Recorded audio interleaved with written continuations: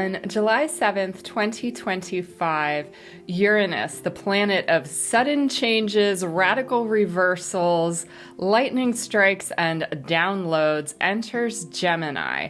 This is a big deal because Uranus has been in Taurus since 2018. It's got an 84-year cycle, and so this is an outer planet changing signs. Whenever that happens, it really does kind of shift the collective. And we've been having a lot of these shifts lately. We've got Neptune in early Aries, Saturn in early Aries, Jupiter now in Cancer, Pluto entered Aquarius for the long haul in November. So lots of big changes. But and we're getting a big storm here. Not sure if you can hear the thunder here, but right on cue, we've got a thunderstorm rolling in for Uranus, the god of lightning. So hopefully I'll be able to record this video.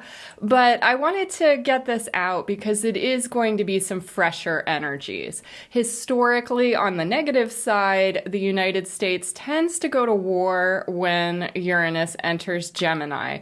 Uranus is in Gemini for the U.S. natal chart, so for the Revolutionary War, also for the Civil War, and also for when the U.S. entered World War II. So there is kind of like drumbeats of war. However, the cool thing to remember about Uranus is that it is a planet where you need to expect the unexpected. And so, although people are kind of expecting war, and we've certainly heard rumblings, it could be switched up a bit, because one of the things that is also in effect is that those outer planets that have been changing signs, most of them are very harmonious. So we've got Pluto in early Aquarius, that happened for the long haul in November. We've got Neptune in early Aries, that happened on March 30th. We've got Saturn in early Aries, that happened on May 24th. And then Jupiter has moved out of Gemini into Cancer as of June 9th. So lots of changing energies. This is kind of the preview period, but it's also like, it's not just hypothetical, right? We're actually in it. And so this is a great time to be observing what's going on, because those energies are going to be in effect for a lot longer after this preview. So a few things that we may see. Ooh, this thunder is getting louder. So a few things that we may see would be revolution in the areas of social media. Gemini is a very social sign. Uranus rules technology. In the 1800s, we saw the invention of the telephone, like all the different ways of communicating from afar. Those really came about during the time period when Uranus was in Gemini in the 1800s. And so we may see something like that. We could see something entirely new, different kind of smartphone, different kind of social media. But again, with that unexpected twist, we might also find that people are just sick and tired of how much their lives have suddenly turned into online avatars, online connections at the expense of real expansion of the mind. Kind of, I've been seeing studies about how AI actually can not improve your brain function, like slow it down. We may find that humanity decides, I don't like this anymore, I want to break free. That could happen, especially also with Pluto in early Aquarius. We could start to become a little more aware of the dark side of AI and maybe make a shift. The other thing that's interesting about Uranus in Gemini is how it could affect our mental processing, likely to speed up substantially. Also, Uranus is oftentimes the planet of sudden downloads. So I'm not talking like the long, slow, feeling kind of intuition. I'm talking like the boom, all of a sudden, out of nowhere, you just know what you know. It hit like lightning, and if you have a pen and paper, you're going to run with it. If you've got your little smartphone recording app, get those ideas down because they're likely to disappear as quickly as they arrived. So that's the thing. Gemini is a speedy sign, and Uranus is kind of a chaotic, weird sign. And so we may get these breakthroughs, but they're probably going to be sort of fast and furious, but also like maybe not predictable. So another area that we could see on the collective level would be energies coming up from the sea. Now, this seems like maybe a weird idea with Gemini being an air sign and Uranus being kind of more of an air planet. But if we look at what is the Sabian symbol for 0 degrees of Gemini, we round up to 1 degree. And that is Gemini 1 degrees. A glass-bottomed boat reveals undersea wonders. And Dane Rudyard adds a keynote. The revelation of unconscious energies and submerged psychic structures. This is going to be amplified because Sedna, the Inuit goddess of the sea, is right at 1 degree Gemini right now. So we're getting this amplification of this kind of sea creature energy, this sort of new sea creature energy. I've talked about Sedna before, kind of a sad story, actually. She is someone who was very unlucky in love. She did not have any interest in getting married. Her father forced her finally to marry the family dog. So she was put into this bad marriage. She, ended up copulating with the dog, having these different kinds of creatures. Her father was so embarrassed and ashamed by this that he, exiled her. And then, another guy came along who seemed like he was all that, but always be wary of the rebound, right? So this guy was a crow, kind of a trickster energy, and he ended up being much worse than the last husband. And so she tried to escape this. Her father came to rescue her, but then this is a real story of betrayal in that the father, as she was grabbing onto the boat with her fingers, her father actually chopped off her fingers in order to save himself. So yeah, real nice guy, right? But what we have is this story of the creation of all the sea creatures, and we've got this early Gemini energy talking about this undersea boat where you can see all sorts of new things. And we've got Uranus, this radical change planet, entering early Gemini right at that degree. And so, we could see non-human intelligence information coming up from the depths of the sea. It could be a time of mermaids or even just stories of mermaids, right? Because Gemini is the storyteller. Gemini is very verbal. And so if you are someone who's working on any kind of a book project, lyrics to a song, anything where you're kind of using the verbal to convey new ideas, this is going to be a fantastic time for you between July 7th to November 7th when Uranus goes back into Taurus for a little while. Will re-enter Gemini. I believe it is April 25th of 2026, so next year. So we're just getting this preview for about 4 months, almost exactly 4 months. But again, think about what sorts of new things have you been just kind of chomping at the bit to try? Because 2025, it's been quite a slog. Even with the new energies, it's still sort of like molasses for a lot of people. I feel like that's going to shift with Uranus entering Gemini because we get this radical change, but it's all fire and air. And in August 6th, 7th, but Mars acts early, so it may even be as soon as the 1st of August, Mars energy enters Libra, and then we get this grand trine, that equilateral triangle with all the air signs. So Pluto in very early Aquarius, Uranus in very early Gemini, and Mars in very early Libra. That energy kind of gets it going. It's like an electrical circuit gets connected. It's a time of getting things done. Yes, Mars, Uranus can be a chaotic energy, and with Pluto, it can dredge up the dark, deep secrets. Possible. It could play out that way. But in terms of harnessing this energy, it's incredibly creative.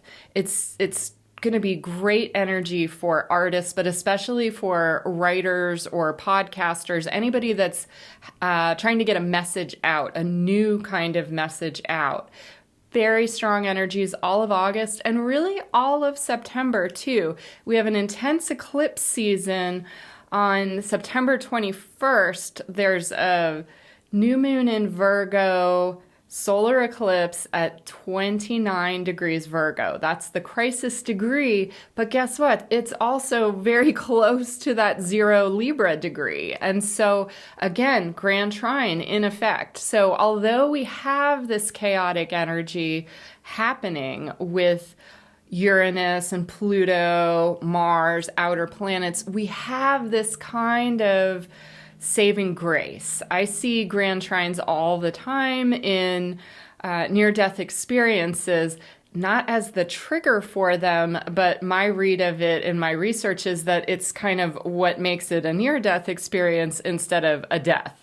So as things are cooking up this summer in the Northern Hemisphere, or the fires in the fireplace are roaring extra strong with all that air in the Southern Hemisphere, just remember that there is a possibility to tap into this kind of divine flow where even if things look really bad, you can land on your feet a lot of the time. If you ask for help, it's likely to arrive as some sort of a psychic download.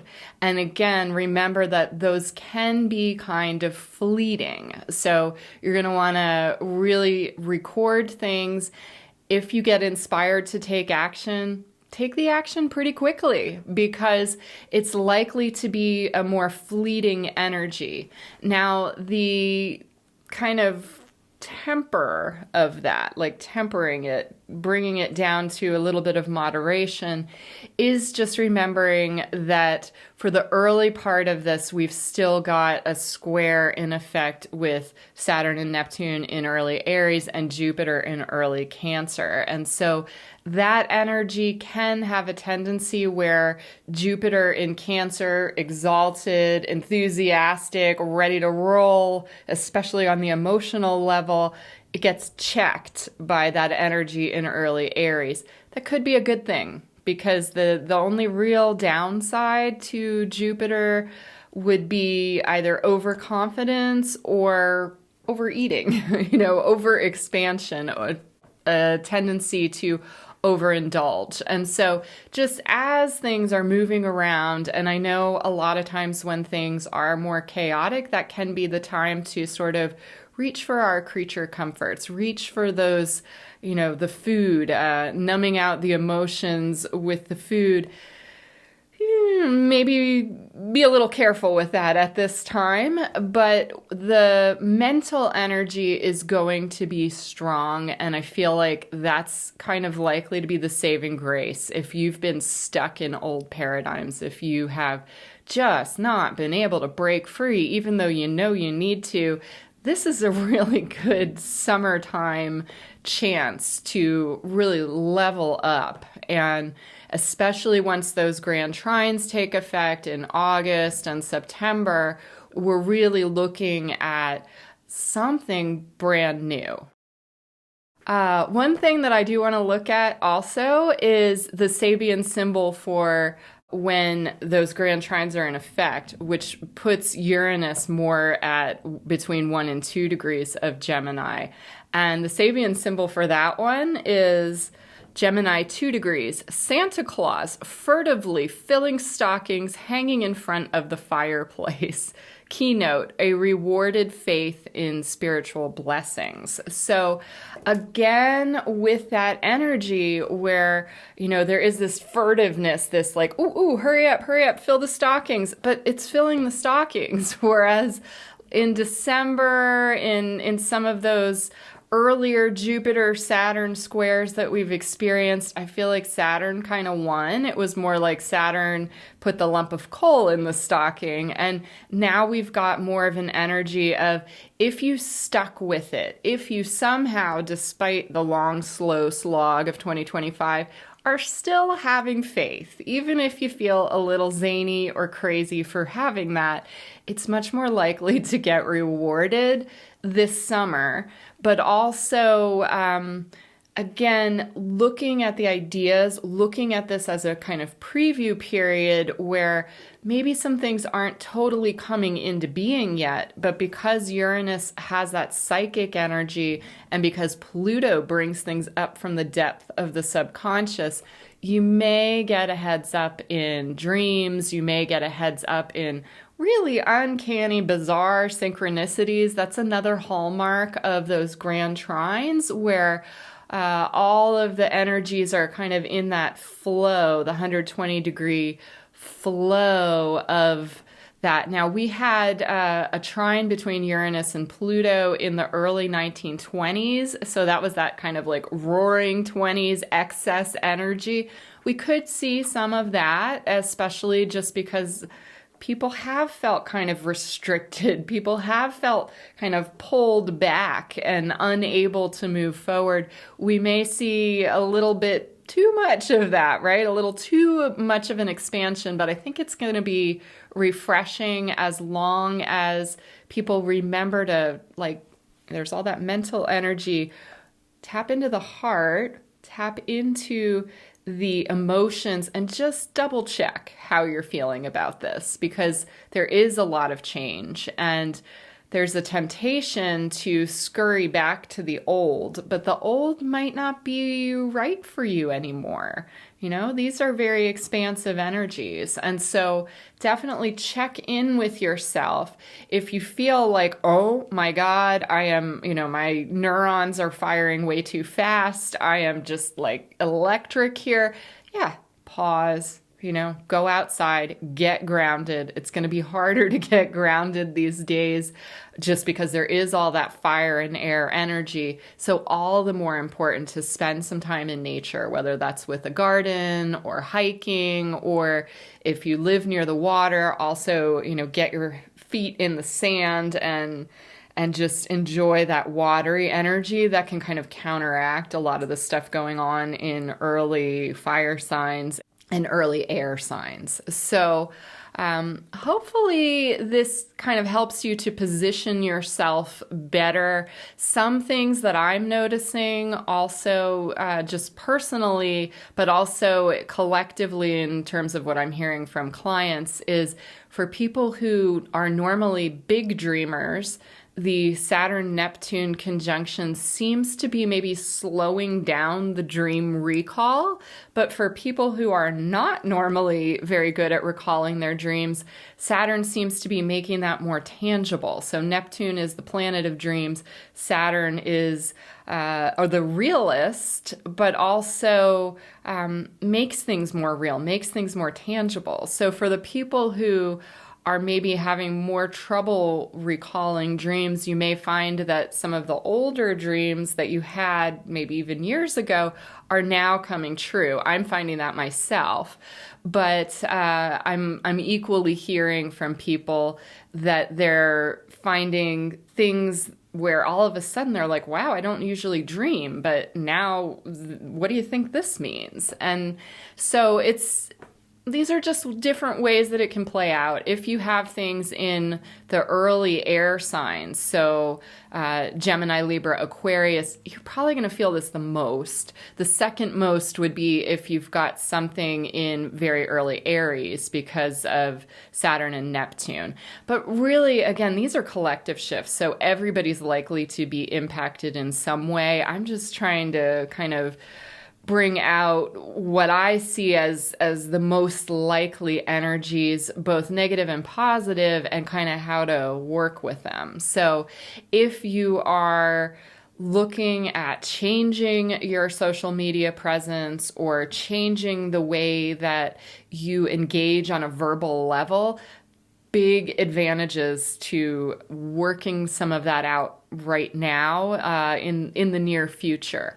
If you haven't liked how things have been going and you've just been at a loss to figure out, what do I do? What do I change? Be aware of the possibility that maybe it's a more radical change than you were thinking. And this could be a really good time. So wishing everybody the very best. I'm very curious if you want to let me know in the comments kind of what is happening for you. How are these energies impacting you? Uranus is one of those planets where there's like a collective energy, but also a real need to march to the beat of your own drum, to do your own thing. And so, what are you doing? All right, you guys take care. I will catch you next time. Peace.